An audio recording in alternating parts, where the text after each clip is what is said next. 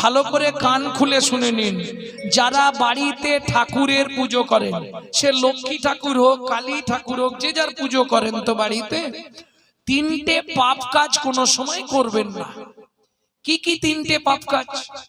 কোনো সময় কুঁড়ি ফুল তুলে ঠাকুরকে দেবেন না। যারা আমার ইউটিউব শোনে তারা নিশ্চয়ই এগুলো জানে। কোনো সময় 3-4 দিনের বাসি পচা ফুল ভগবানকে দেবেন না।